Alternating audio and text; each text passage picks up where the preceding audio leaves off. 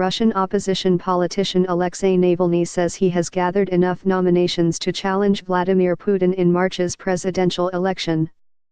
His supporters met in 20 cities across the country to secure the signatures. Mr. Navalny is still unlikely to run as election officials ruled him ineligible because of a corruption conviction which he says is politically motivated. Mr. Navalny spoke at the Moscow gathering, branding Mr. Putin a bad president. He told his supporters in a marquee on a snowy riverbank that he would call a boycott of the election if he were not allowed to stand. Mr. Navalny is widely regarded as the only candidate with a chance of challenging the president, who is seeking a fourth term that would see him become the longest-serving Russian leader since Joseph Stalin. Russian socialite and TV presenter Ksenia Sobchak is standing in the election, but some, including Mr. Navalny, regard her as a Kremlin stooge. Separately on Sunday, an opposition rally called by activist Ilya Yashin was held in the northwest of the capital. Dozens attended the rally, which was streamed live on Facebook by Radio Liberty, chanting "Russia will be free and Putin is a thief."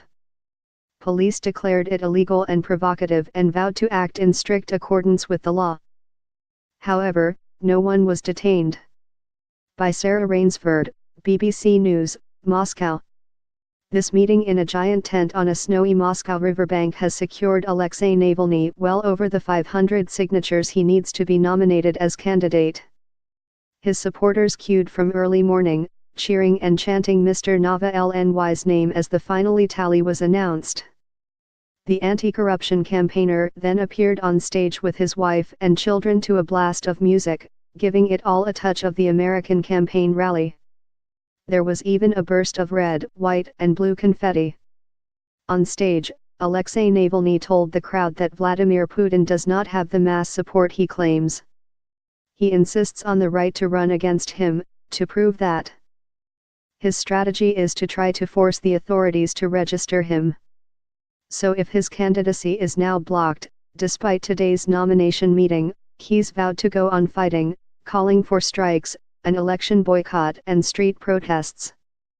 Mr. Navalny, 41, needed 500 nominations to secure his nomination.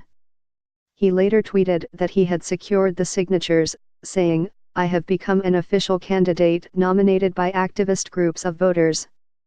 Many thanks to those who have taken part in this campaign in all corners of our country. You are the best." He will hope securing the signatures will pressure the Election Commission into allowing him to run. The Commission's head, Ella Pamfilova, said earlier in the month that because of Mr. Navalny's conviction he would be unable to stand and suggested he tried running again in 2028.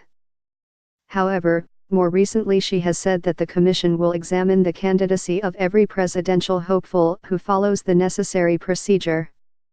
Mr. Navalny said Mr. Putin had during his 18 years in power taken from poor people oil, gas and metal worth trillions of dollars, sold it abroad, rewarded those people by turning them from poor to destitute.